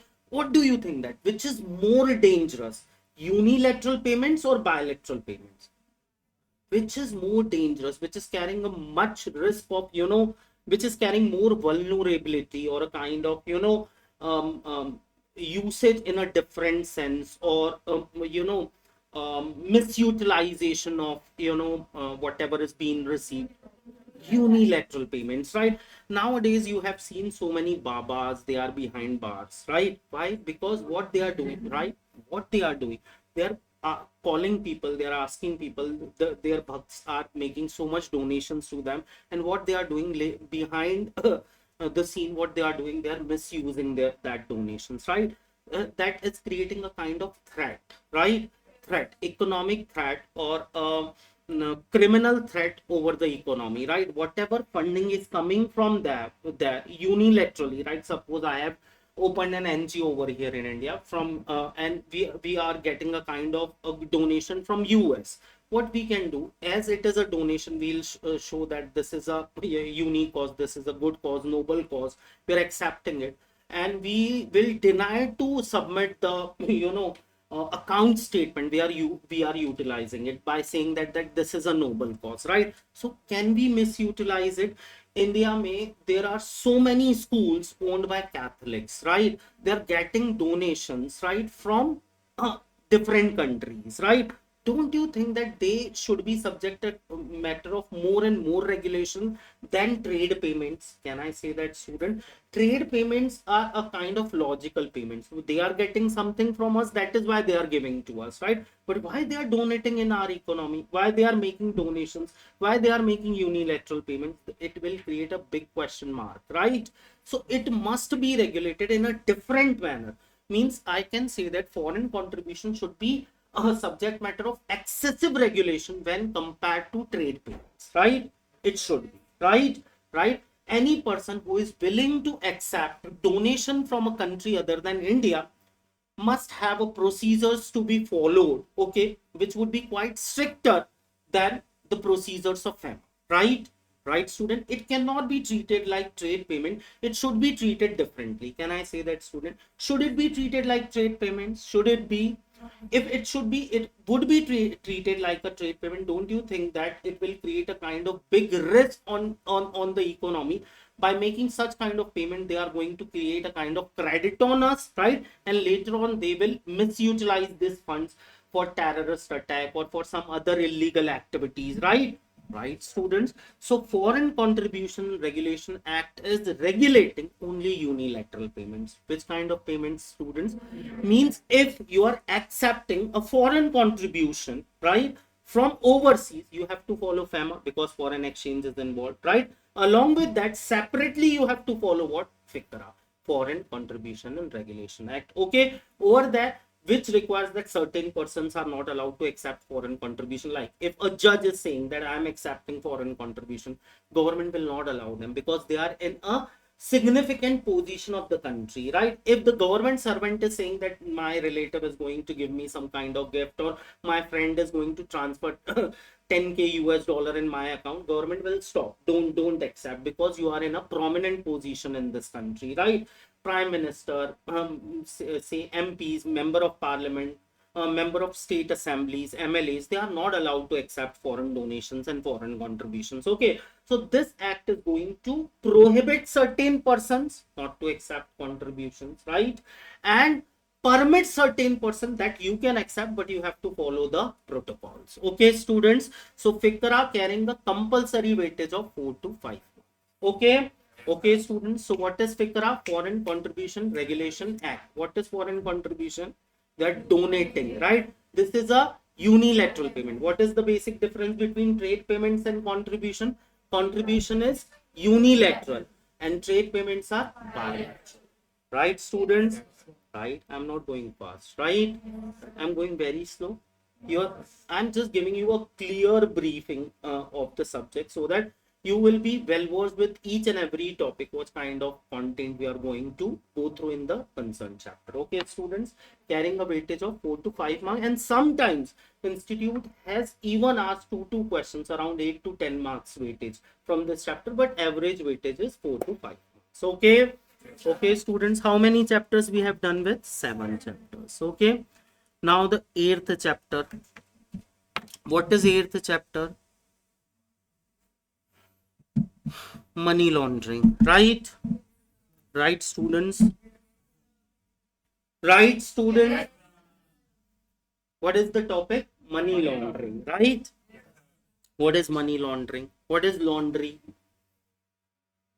What is laundry? What laundry does? Laundry business. What laundry business does? What they are doing? They are cleaning the clothes, right? Right? They are washing the clothes, right? So what they are doing over here in money laundering? They are going to wash money, right? Right, bachon? Right, na? What is washing money? Black. What is black money? Black money is not illegal. Undisclosed. So if you are having money where the source of it is not being disclosed, right? You have made it hidden from the government. You have not paid taxes on it, right? And that is known as black money, right? Like Ajay Devgan ka one movie was there, na, Raid, right? The minister was owning what? Black money, right? Black money is what? A money in which you have not paid the taxes, right? So do you think that the money in which you have not paid taxes is subject matter of laundering? Tell me. No, that is an illegal money. Whenever we are talking about money laundering, listen, the illegal money is what? Illegal money means a money that has been earned through illegal sources, right?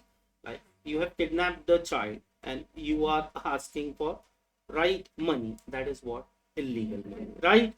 Any activity which is prohibited by the law for the time being in force, right? Any activity which is being prohibited by law for the time being in force is known as crime, right?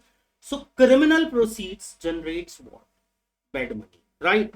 Bad money, right? Not black money, right? Bad money, illegal money, right? Now you don't have any option to pay taxes on it. Will you be able to pay taxes on it even if you are willing to pay? No, if you'll pay the taxes, you will be behind the bar, right? Right, students, right? You cannot act responsibly with criminal proceeds, right? So whenever it comes to money laundering is nothing more than a systematic process of washing the character of what? Illegal money. You are trying to convert it into legal money, right? What you are showing that this money is being earned, I am willing to pay taxes on it, and although it has been earned from a criminal activity, you're disclosing its source as a legal activity, right? Right, students? Okay, so source is what? Illegal, but you are showing it to be legal, so that is what? You're cleaning the money, right? Right, students? Okay, so money laundering carrying a weightage of 4 compulsory,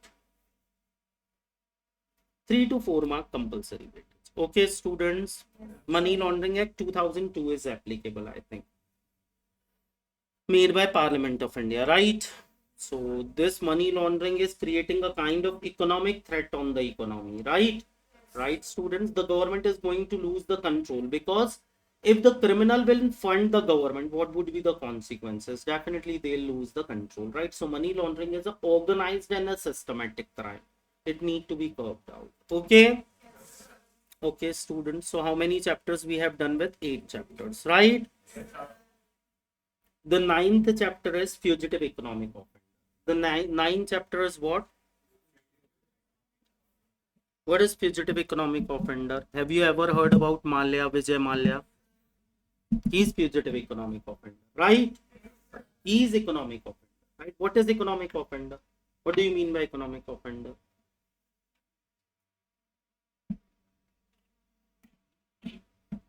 What do you mean by economic offender? So how you can cause harm to economy? You can take money and you will be vanished, right? Right, you are not accessible, right? You are not here to answer the question, you are not here to repay the money, right? Your assets available over here in India is less than your debts, right? Right, and you are like, do whatever you can do, but we are not going to repay the loan, right? Right, students, and they are approaching such kind of territory, they are settling in such kind of territories where the India is not having extradition, right? What India is not having? Extradition. See, in over the globe we have to get into a treaty. Okay, if you want to catch or if you want to arrest a person who is criminal over here in India, you cannot arrest him if he is located in Pakistan or certain Arab countries or you in UK, because we are not in extradition treaty with those countries. Those countries are not cooperating with us. We are not under an legal arrangement with them that they are going to cooperate with us in order to, mitigate crime. Okay, they will not support. See, they are settling over there, we know their location, but we cannot arrest them because we do not have extradition with the country. Okay, many kind of treaties are being executed between countries. Okay, trade treaties are there, criminal treaties are there. Okay, so one of the criminal treaties, what? Extradition. What is extradition? What is extradition? What is extradition? It's a kind of arrangement between two countries where both the countries are getting to an agreement. See, if your criminal will come in my territory, I'll support you to arrest him, right? And if your criminal will come over here in India, we'll support you to arrest him. That is which kind of treaty, students? Extradition treaty, right? Right, students? So what is fugitive economic offender? An offender who has harmed the economy, right? By doing what? They have taken money from Indian economy. There are dues to be payable over here in India, and they are being vanished, right? They're not willing to pay it, right? They're not available to hear the prosecutions, right? They're not accepting the summon, right? They're not supporting the authorities, right? They are saying that we are not able to pay, we do not have any asset, and whatever economic power they have created over here in India, what is economic power? The money, the asset, right, is less than their dues, right? And their default value should be minimum 100 crore. Minimum 100 crore. How much? Minimum 100 crore. Then they'll be classified as a fugitive economic offender, right? Right, students? So what is fugitive economic offender? A person or an entity who has made default of minimum 100 crore or more over here in India, right? They have took a loan or investments from Indian economy, and they are not willing to pay the same, and they are not available for the legal procedures, right? Right? So they'll be treated as what, students? Fugitive economic offender, carrying a compulsory weightage of around 3 to 4 months. Okay. Okay, students, how many chapters we have done? 9 chapters, right? You along with knowing the names, you know few contents as well, right? Few concepts of the chapter as well, right? Right, students? So happily you should say, na? Yes, sir. Right. So how many chapters? 9 we have done. Now the next one, you will help me out to understand. I don't know what is Benami transaction. Can you help me out with that? What can be Benami? The next one is being all are economic offense. Money laundering is economic offense. Fugitive economic offenders are causing economic harm to the economy. They are economic offenders. The next one is what? Benami transaction. Can there be a property over here in India that cannot be named with any person? Means that cannot be registered with the name of a person. Is there any possibility, like, a property? Benami means the property that is not carrying any name, right? That is Benami, no? Right? Benami means it is not carrying any name, right? Who is entitled for that property is not known, right? Right? That should be Benami. Now, tell me, what is Benami? Explain the concept. I have given an idea, right? So is it possible that any property or any location, any shop over here, any apartment over here that will be not named with someone, is it possible?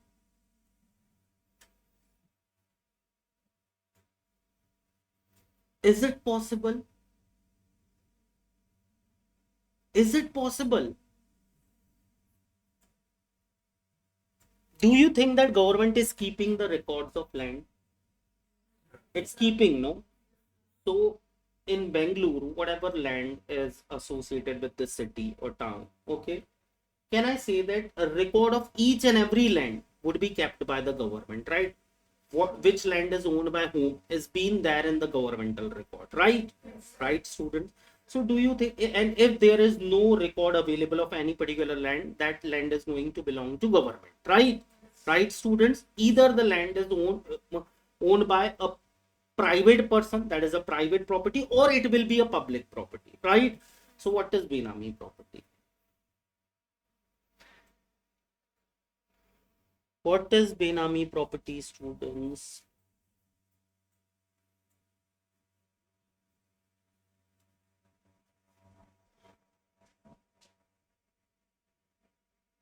Being a person making income every year over here in India, do I have to file certain reports to government that how I am, what kind of income I have made in the year? Do I have to file any kind of returns or something? Do I have to? Yes or no? Means I am staying in a country where my income is a subject matter of not a kind of personal information. It is a subject matter of public reporting, right? Can I say that?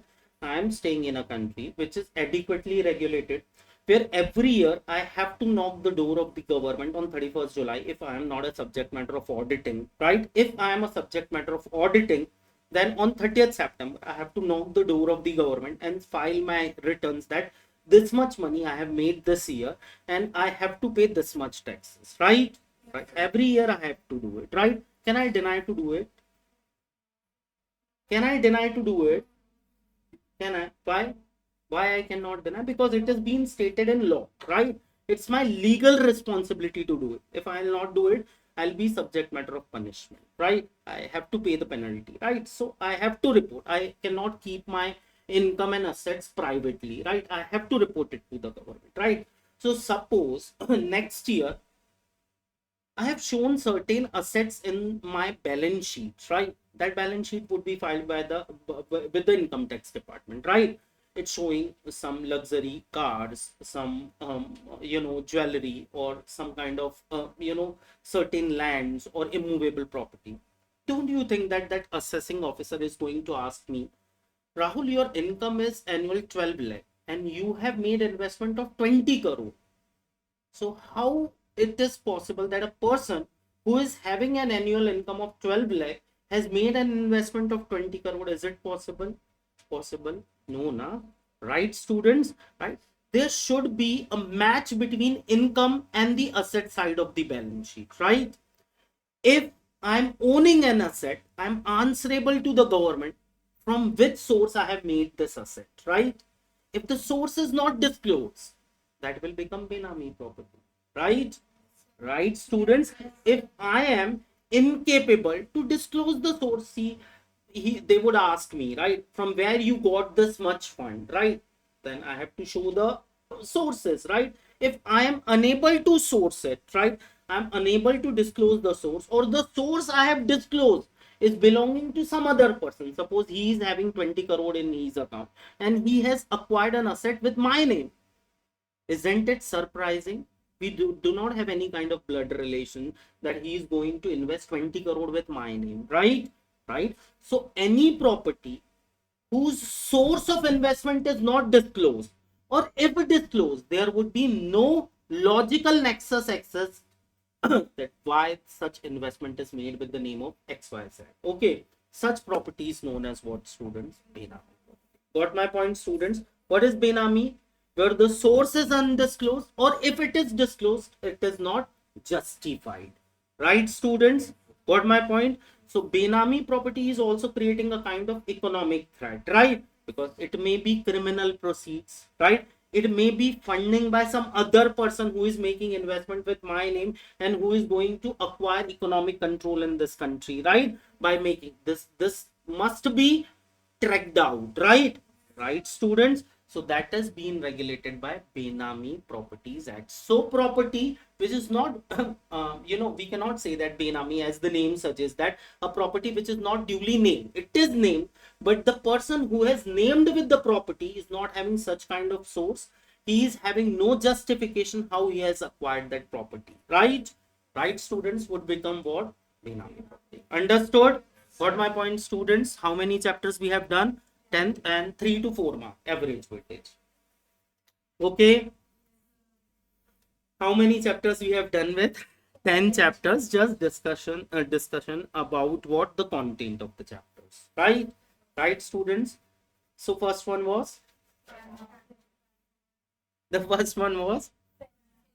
FEMA, right? The second one was, third one was, the fourth one, the fifth one,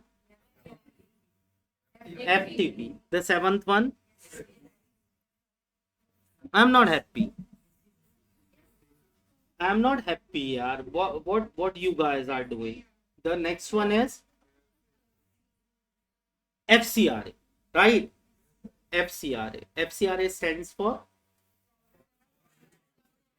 Foreign Contribution and Act 2010, right? Next one, money laundering, right? Money laundering, energy.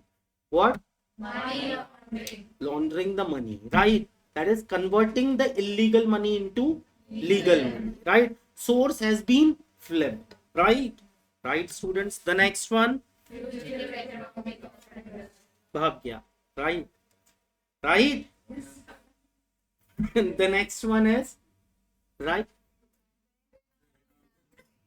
He is not here, na? Vijay Mallya bhagya, na? Right? Right? He is fugitive economic offender. Right? Next one. Next. Benami. Benami is what? Where you are owning the property, but you are not having answer. Right?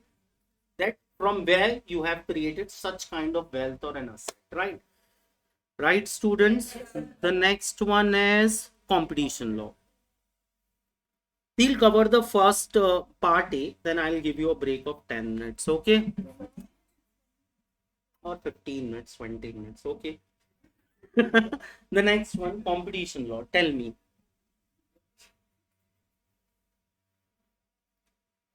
Usually, the break is of 20 minutes.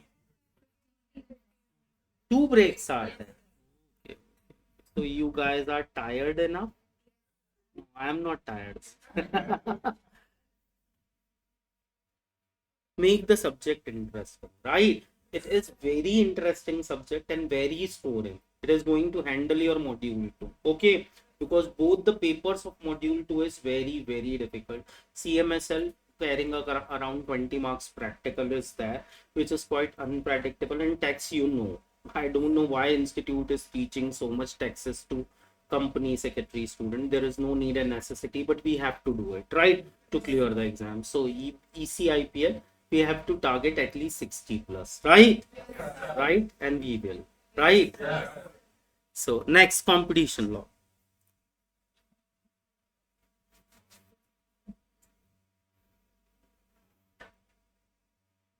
What is competition? What is competition, students? Any guesses what would be competition law? Have you ever heard about the term competition? So what is competition? Competition exists in marketplace, right?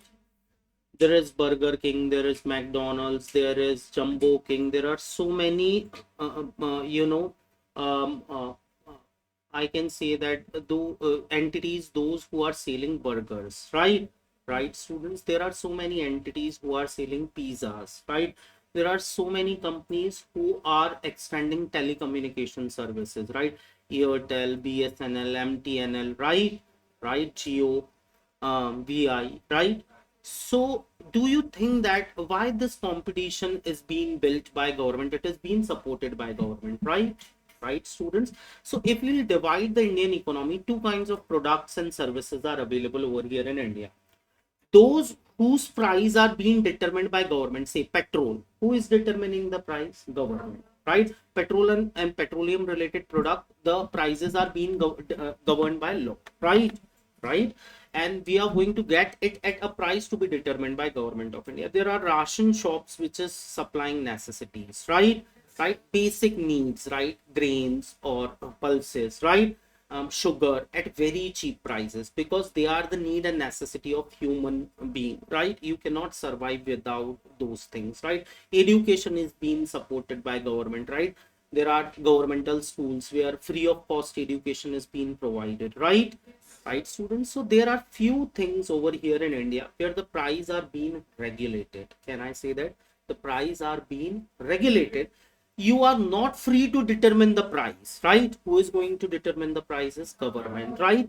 And you are being protected and safeguarded, right? Because of the government, because of the existence of the government, right? If the government will not be there in the ration shop, do you think that you are going to get the sugar at 40 or 50 rupees per kg? No, right? Even they are getting it in 10 rupees kg or 15 rupees kg. I don't have any idea. But they are getting it subsidized rate because of the governmental pricing, right? But do you think that in order to grow as an economy, every price, every product segment or service segment can be regulated by government? Answer would be no. There is a need and necessity where the government will provide the freedom to the business owners. You go and decide your own prices, right? Right. If you go to Dubai, UAE, you will get to know that you are going to get a water bottle in 100 or 150 rupees, right? Here you are getting it in rupees 20 because of government, right? Somewhere and somehow government is trying to control the prices of the basic necessities, right? Right, students. But every product price cannot be determined by government, right? Government cannot intervene in economic freedom of the people, right? Let them make the profit. If their commodity can be sold out at 20 rupees, how the government can say and tell them that sell it out in 10 rupees? Government cannot curb their margins, right? Government cannot cover up their margins. Government cannot stop making them economically, profitable, right? Right. There should be some fundamental freedom, right? But don't you think that if the government would not intervene in their affairs, they are going to start exploiting consumers economically, right? Right, students. So there is a need and necessity. When the government is not there, there should be competitor, right? Right. If the competition will be there, what it will do? It will ensure fair pricing, right? Right, students. Right. Earlier, if I want to get one landline connection, there were a privatization of telecommunication services by the government of India. It was not privatized, okay? It was owned by government. So it took around 1.5 year to get a telephone connections, okay? The billing process was quite rigid because there was a monopoly in telecommunication industry of BSNL and MTNL. Okay, so that monopoly need to be break down, right? Things need to be government has to make sure that they cannot regulate the price. At least the price that is being charged by the business and entity should be fair enough, and that threat can only be created by an effective competition, right, students? Right. Competition will ensure what? Quality of product, right? Competition will ensure what? Pricing, right? It will ensure fair pricing, right? So through competition law carrying a weightage of around 8 to 12 mark, 8 to 12 mark of your syllabus, okay? The second most important chapter, competition law, okay? 8 to 12 marks. Sometimes institute has even earlier in the previous syllabus, I think 20 or 25 mark weightage was there of this, only this chapter. It was covering part B, but now it is 12 to 16 marks. 12 to 16 you can write, okay? 12 to 16 marks weightage, competition law. It is talking about all the norms that government has settled in order to make healthy and fair competition in the marketplace, so that whatever commodity you are buying should be bought in efficient quality with the effective pricing, okay? So through this law, government is trying to assure quality of the product with the fair pricing. Got my point, students? So Competition Act, somewhere and somehow they are trying to regulate what? Competition, right? They are trying to regulate the not regulate, they are trying to facilitate the competition, right? Right, students. More the competition, more the benefit will be there with the consumer, right? Right, students. And FDI is also creating what? A kind of competition for Indian players, right? Right, students. Done. So Competition Act carrying 8 to I told you 12 to 16 marks, right? Most important chapter. Now last three and then I'll give you the break. Next, consumer protection. What is consumer protection? You must have heard about consumer helpline. Now there is an administrative mechanism as well, right? Earlier there were only judicial mechanism where if someone has cheated you economically as a consumer, you can lodge a judicial complaint. You can approach the court, knock the door of the court and say that I just wanted to file a petition against XYZ. And in that case, it takes so much time, energy and money involved when it comes to resolution of complaint judicially. You know, the Indian judicial system is quite very burdened, some, right? And they are having so many complaints to handle, and judiciary is limited when it comes to its scope, right? So Consumer Protection Act is running behind protection of the mass, right? When it comes to economy, can I divide the economy into mass and means public, that is consumer? We all are consumers, right? and those who are the strong players, right? Around, I can say that around 6,000 around corporates are ruling the Indian economy nowadays. Those who are largest enough listed entities, around 5,800 to 6,000 listed companies are working over here in India. And we know that when it comes to economy, it's all about Sensex and Nifty, right? Right, students? So few players are there who are serving consumers, and consumers are in mass. But who is weaker in terms of power, economic power? The consumer is, right? So those who are weaker needs protection, right? And such protection is being provided by Consumer Protection Act. Who is weaker? Consumer. Who is stronger economically? Who is stronger? The business entities, no, right? Business entities are stronger. We consumers are weaker. We are vulnerable, right? We are not into groupism, right? We are not having associations, right?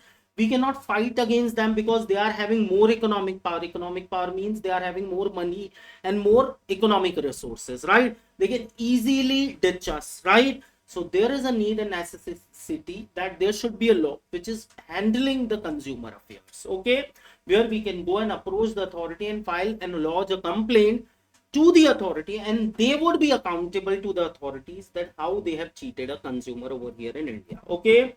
Okay, students, so that is consumer protection. Earlier it was 1986. I think it has been changed recently. I don't know the year, I forgot. Okay, so consumer protection. Got my point, students? So consumer means what? An individual or any person who bought the goods for self-usage, right? For self-usage or for gifting or for the usage of his close relatives, right? Right, students? Done. So the next, carrying a weightage of around 4 to 8 marks. One case study is certain when it comes to this chapter, okay?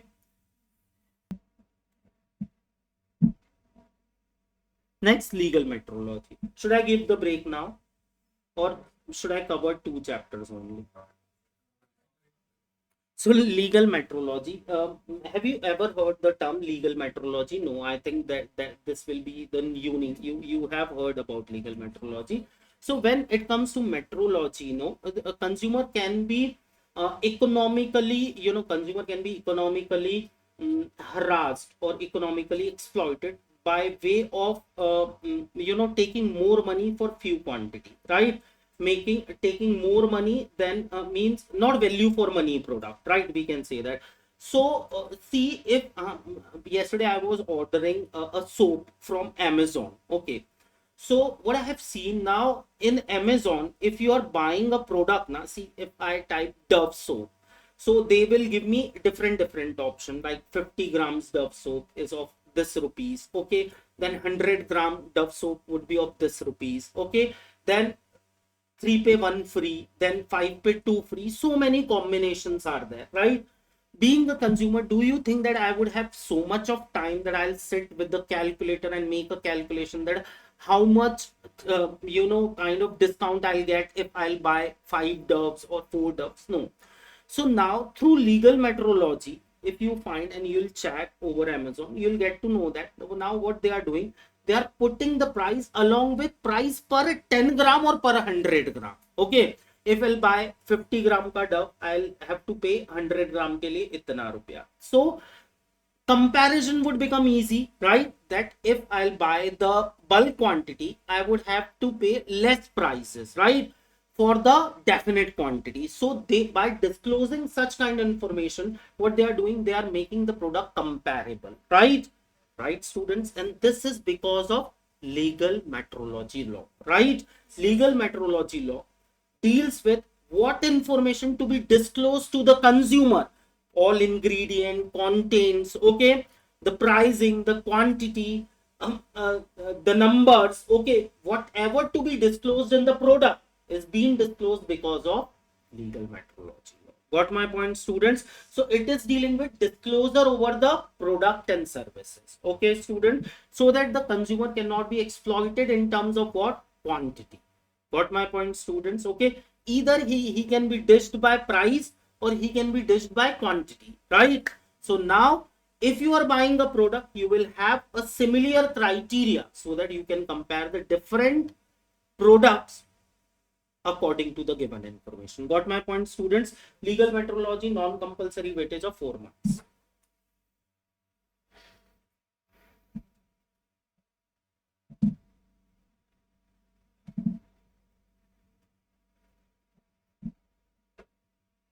The last chapter is Real Estate Regulation and Development Act, right? RERA. Carrying a weightage of 4 mark, non-compulsory. But as they haven't asked in December 23, so there is a chances that they are going to ask question from RERA. When it comes to RERA,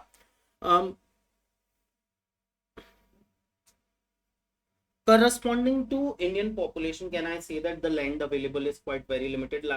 Because of that, now the people are not getting into, kind of duplex or cell phone where they are owning the land. Now the people are shifting to flat systems, right? Right, students. And in flat system, what is happening? A builder is taking the land, he's making the building, he's selling the flats, right? Apartments kind of thing. And in that case, sometimes what happens, certain projects are not duly approved by the government, or the land is not being registered with the name of the builder, and he started building the project. So earlier, the matter of real estate frauds are being dealt by Consumer Protection Act only. Okay, where a person who is the buyer of a flat or a commercial shop or something is being, economically exploited or harassed by the builder, will approach the consumer court, and the consumer court will resolve the matter. But the burden of the consumer court is quite very much. So that is why the government has come out with a special law, that is RERA, which is dealing with registration with real estate projects with the government, state government. Okay, and the licensing and permissions, and all the matters pertaining to what, real estate properties. Okay, students. So that is RERA, carrying a weightage of 4 mark average non-compulsory weightage. Okay, students, done. So how many chapters we have done? 14. Fatafat ek bar, I think you students will repeat it, and then we'll go for it. Okay, tell me the names. FEMA is carrying, dealing with. Are you tired? No, na. So with energy, say the first chapter is what? FEMA. FEMA is carrying weightage of around 8 to, dealing with what? Bilateral payments, right? Majorly bilateral payments, right? Trade related aspects, even personal transactions, if involved what, foreign exchanges, right? Today we are going to start that, right? The next one is FDI. FDI means they are making investment over here in India and gaining the control, right? Carrying a weightage of around 4 to 5. Next one is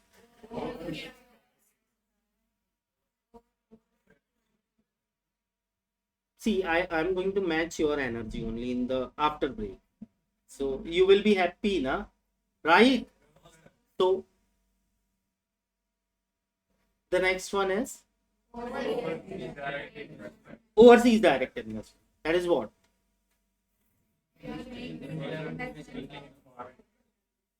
What? We are making, we are acquiring their economic funding, right? Carrying a weightage of. The next one, they are giving us loan, right? We are taking loan, we are eligible candidate, right? Now they can rely on us, right? Right, by lending money. Okay, regulated by RBI, right? Carrying a weightage of. I have made you learn the syllabus, right? The next one,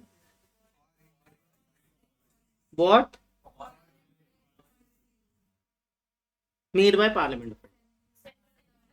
Why central government is making policy? It's a ruling government. It's a rule, set of rules. Policy is a set of rules. It is not made by Parliament of India, right? Right? Focusing on imports, right? Because we are in trade deficit, right? Right? And DGFT, Director General of Foreign Trade, is implementing it, right? Coming out with a clause, transition clause, right? If the government, there, can I say that India may nowadays political stability is there, right? we are going through a phase of political stability, right? We know who is going to be the next government, right?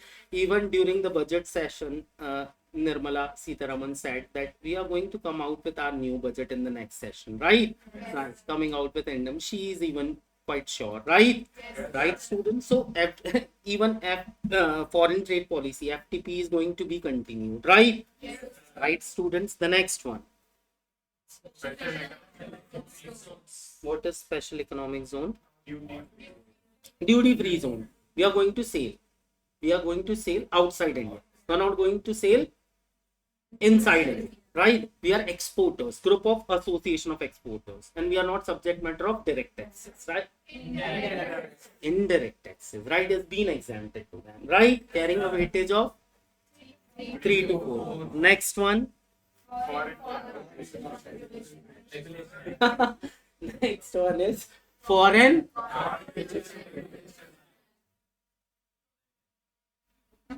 So, what is FICRA? What is FICRA? They are donating it, right? They are making donations over here in India, right? Contribution, gifts, right? Next one. Next, carrying a weightage of 4 to 8 months, compulsory, right? Right. The next one, money laundering. 2002. What is money laundering?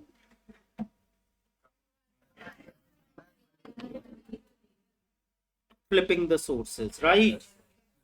How much marks? 3 to 4 marks, non-compulsory. The next one is Vijay Mallya, right? Carrying a weightage of. The next one. What? The asset which is not owned by anyone. It's owned by anyone, right? But the person owning it is not having disclosed the sources from where he earned or gained this asset, right? Yes. Right, students? That is Benami property, carrying a weightage of. The next one is everywhere government cannot be the regulator, right? Somewhere there is a need to have competition, right? So that consumer will be provided with the fair pricing, with the efficient quality, right? So it is being made sure by competition law, right? Right, students? The next one, consumer protection is all about you are weaker, we are saving you, right? Right, students? Who is saying? The parliament is saying. To whom? The consumer. Who is economically powerful? The suppliers, right? Right, the business units, right? They can exploit a consumer, but now they cannot because of Consumer Protection Act. Next one, legal metrology. That is what to be disclosed in the product. Whatever product, if you will buy a can of a juice, whatever is being written in that can is being prescribed in legal metrology. Next, real estate is what? A separate consumer base now, right, for real estate and real estate dealers, and for real estate builders, right? If now you are having any complaint pertaining to real estate, don't approach consumer court, approach RERA authority, right? Yes. Right. Along with that, even I taught you what? I taught you FDI, FPI may difference, right? I have taught you FDI, ODI may difference, and I have taught you the difference between law and act. What is the difference? What is the wider term? Law is wider, right? And act is narrow. Why act is narrower? Law, right? And in CS, what they are teaching you? Law. And law includes?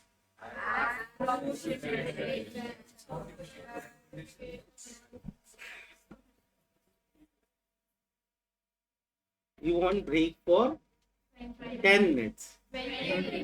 What? You do not want break.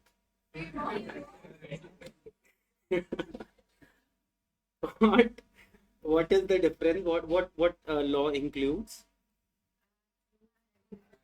Act, rules.